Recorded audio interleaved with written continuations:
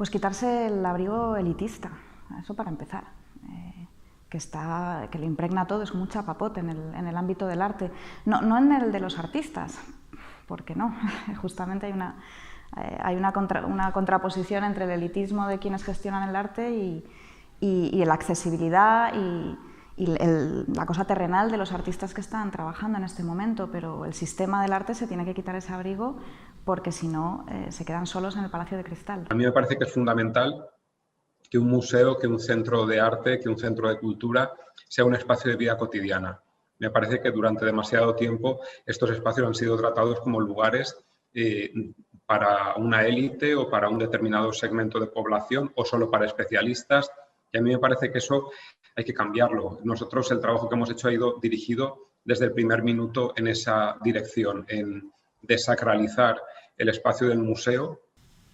También necesitamos ir modificando la sintaxis de cómo nos comunicamos en los textos con los no iniciados, que también es algo marginador del término, e ir incluyendo palabras distintas o por lo menos resignificar algunas de las ya existentes y aproximarlas al sistema de comunicación que utilizamos. Realmente hablamos en una lengua que es es muy pedante y es muy cargante para los que no estamos, para los que no están en este mundo, ¿no? Exquisito. Así es.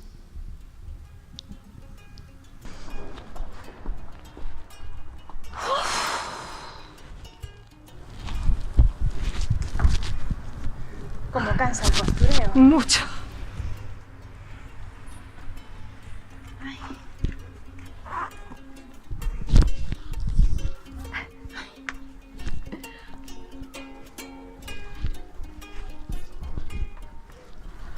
¿Vamos a tomar algo? Sí. Uf, qué estrés, por favor. Wow, wow. La distancia se salva, yo creo, con herramientas pedagógicas, divulgativas, con la propia mediación, ¿no? Acompañar a la gente, que tengan recursos para acercarse a las obras, bien sea con información adicional o incluso de formas diferentes, ¿no? También desde el cuerpo, desde las preguntas siempre. Yo creo que aparte de Metrópolis debería haber otros programas en los que se invitan artistas, no solo de artistas plásticos, sino otros agentes culturales, para debatir cosas.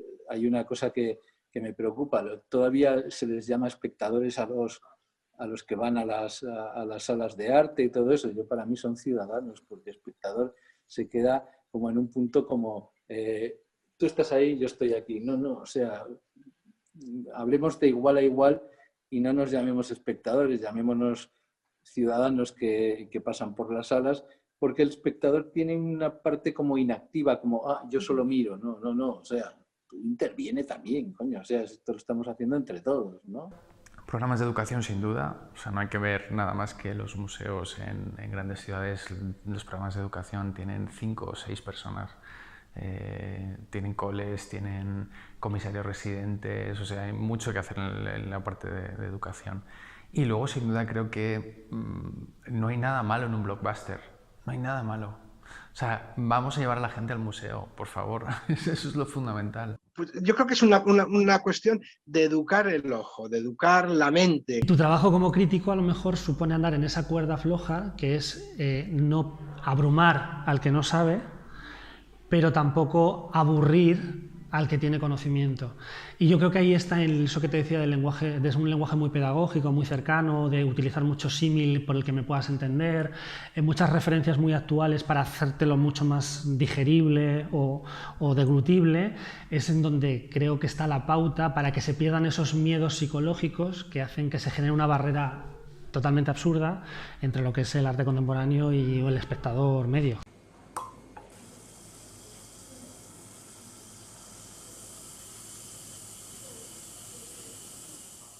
Lo que llamamos ahora arte actual empezó en lo que empezó a denominarse arte contemporáneo en la segunda mitad del siglo pasado.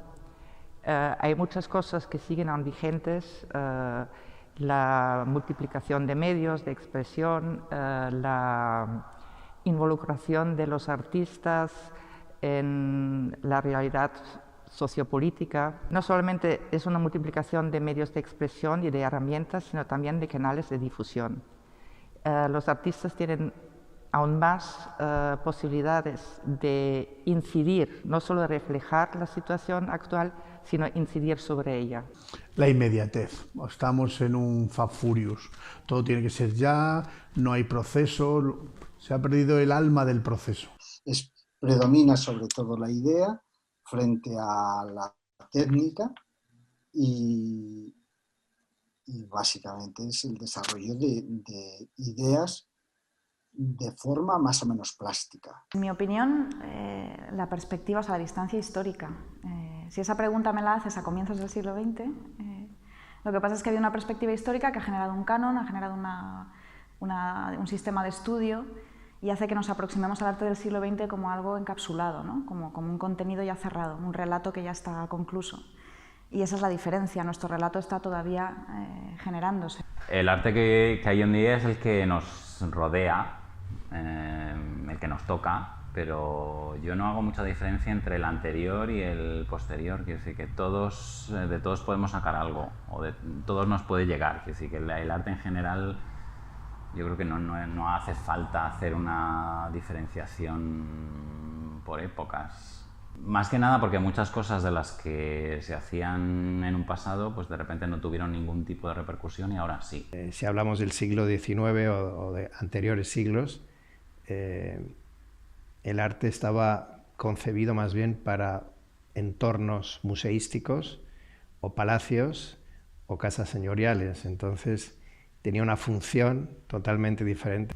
Y también quizás el realismo en la pintura antigua y en los siglos anteriores, el arte reflejaba casi siempre la realidad. Hoy en día es una abstracción de la realidad.